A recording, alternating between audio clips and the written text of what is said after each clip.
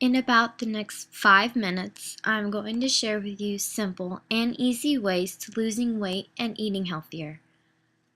Now, all the following ideas and secrets behind our eating habits come from my nonfiction book, Mindless Eating, written by Brian Wansink, the food psychologist. Quick background of the author and book.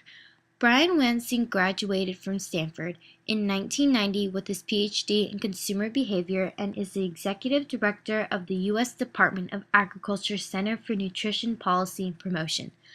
Mindless eating unveils the invisible cues that make us reach for more and gives us the smarts to reach for less. You won't find a more entertaining book about what and how much we eat, says Bonnie Liebman, Director of Nutrition, Center for Science in the Public Interest. So let's get started. Everyone, every single one of us, eats how much we eat largely because of what's around us. We might overeat not because of how hungry we are, but because of family and friends, packages, plates, names, labels, lighting, colors, candles, shapes, smells, distances, containers. The list is almost endless. So how do you learn to become aware of these influences on our eating habits and change them for the better? Well, here are some tips I learned from mindless eating. Most Americans stop eating when they are full. However, those in leaner countries stop eating when they are no longer hungry. The Okinawans even have an expression for when it is best to stop eating called hara hachibu, which means eat until you are 8 parts full or eat till you're 80% full. It takes almost 10 to 20 minutes for your brain to realize that your stomach is full. So if you stop eating when you're 80% full, it is really like eating till you're 100% full, and then you won't feel stuffed after. The second tip focuses on the effects of the bowls, plates, and glasses we eat and drink from. It's been estimated that 72% of our calories come from the containers we eat because they can create visual illusions that cause us to misjudge the amount they contain and how much we consume.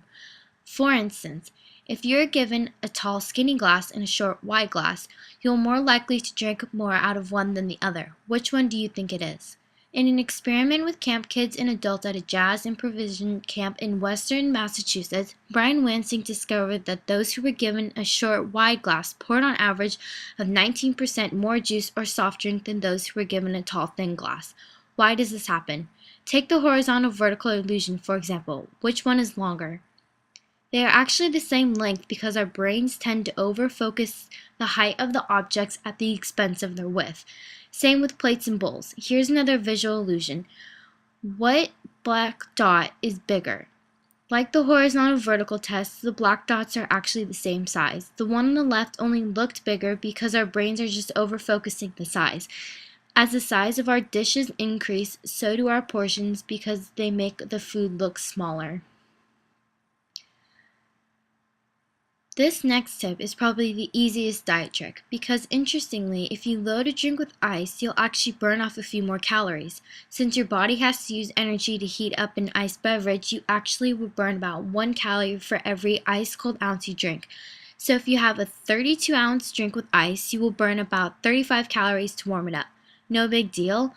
If you drink the recommended 8-ounce glasses of water a day and you fill those 64 ounces with ice or even just being cold from the refrigerator, you will burn an extra 70 calories a day. Another experiment done by Brian was the Chinese buffet chopstick test. Eating with chopsticks is not the easiest thing to do.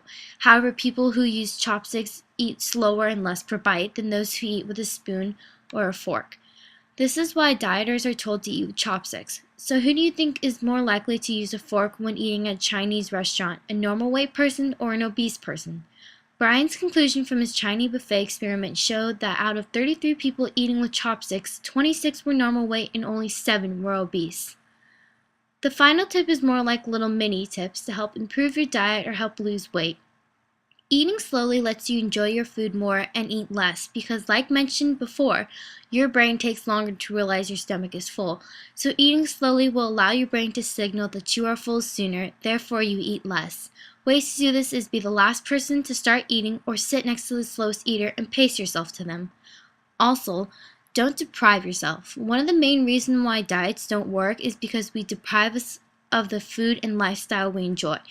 So don't stop eating your comfort foods, just eat them in smaller amounts or rewire your comfort foods. If your comfort foods consist of the 4 C's, cookies, candies, chips, and cake, all is not lost. The key is to make small changes to begin with. For example, instead of celebrating a personal victory with a death by chocolate ice cream sundae, try a smaller bowl of ice cream with fresh strawberries. It's not a big sacrifice, but it will start to inch up your favorites list. Like adults, children and teens use external cues to determine whether we want to eat more. If we think there is more available, we can easily think we are still hungry. A way to prevent this is put your snacks in Ziploc baggies or small containers and put the big bag away. And finally, try the food trade-off statement. I can eat X if I do Y. For example, I can eat dessert if I've worked out. Or I can have chips if I have a salad for dinner. Food trade-offs are great because we don't have to deny ourselves the food we love. So I hope you enjoyed this video and learned a few easy tips and tricks to losing weight and eating healthier. Thanks for watching!